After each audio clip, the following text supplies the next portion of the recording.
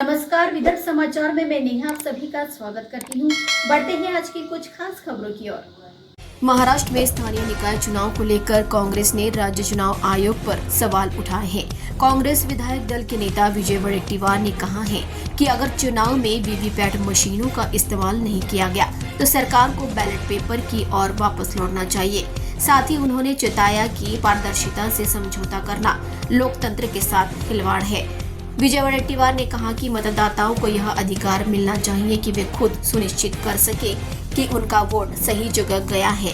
इसके लिए वीवीपैट तकनीक जरूरी है क्योंकि यह ईवीएम से प्रिंटर के जरिए जुड़ता है और मतदाता को एक स्लिप दिखाकर उसकी पसंद की पुष्टि करती है। उन्होंने कहा कि अगर वीवीपैट उपलब्ध नहीं है तो फिर पुराने तरीके यानी बैलेट पेपर से चुनाव कराना चाहिए। स्थानिक स्वराज्य संस्थांच्यामध्ये निवडणुकीमध्ये वीवीपॅट मशीन असावी, त्यानंतरच निवडणुका घ्या अशी आमची मागणी असते।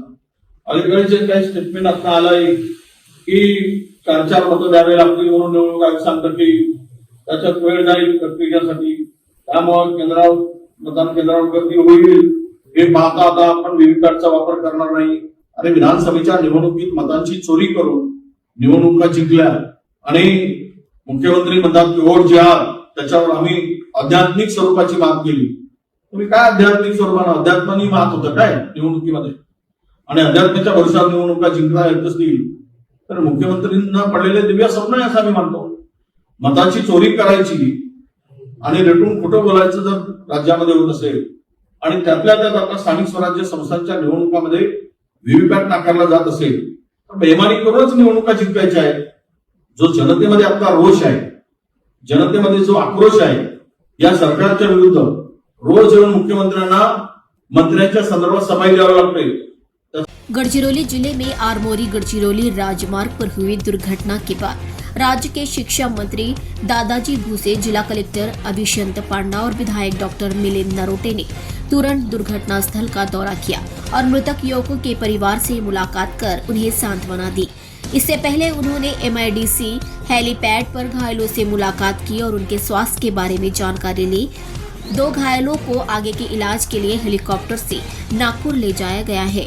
इस दौरान कई ग्रामीण भावुक हो गए। मंत्री भूसे और जिला कलेक्टर पांडा ने दुर्घटना से आक्रोशित नागरिकों से सीधे बातचीत की। उन्होंने ग्रामीणों की भावनाओं को समझा और धैर्य रखने की अपील की। उन्होंने आश्वासन दिया कि सरकार दुर्घटना पीड़ितों के परिवार के दुख में उनके साथ है और उचित सहायता और कार्रवाई की जाएगी।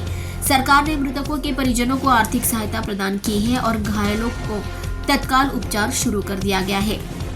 साथ ही कहा गया है कि दुर्घटना के कारणों की गहन जांच की जाएगी और दोषियों के विरुद्ध कड़ी कार्रवाई की जाएगी। इस अवसर पर ग्रामीणों ने भी शोक व्यक्त किया और राजमार्ग पर यातायात के खतरे को लेकर चिंता व्यक्त की। मंत्री दादाजी भूसे की उपस्थिति में दुर्घटना में मारे गए 4 युवकों को श्रद्धांजलि देने के लिए 2 मिनट का मौन रखा गया। उन्होंने बताया कि मुख्यमंत्री ने मृतकों के परिजनों को 4-4 लाख रुपए सहायता राशि देने की घोषणा की है। उन्होंने शिक्षा विभाग को मृतकों के परिजनों को दुर्घटना राहत अनुदान योजना के अंतर्गत नियमानुसार देय लाभ तत्काल प्रदान करने के भी निर्देश दिए। सकाळी 5 वाजता एक अपघात झाला। त्या दुर्दैवी अपघातामध्ये टिकू नामदेव भोयर, वय वर्ष 14, 8वीचा विद्यार्थी, दुष्यंत दुर्योधन मेश्राम, वय वर्ष 15, 9वीचा विद्यार्थी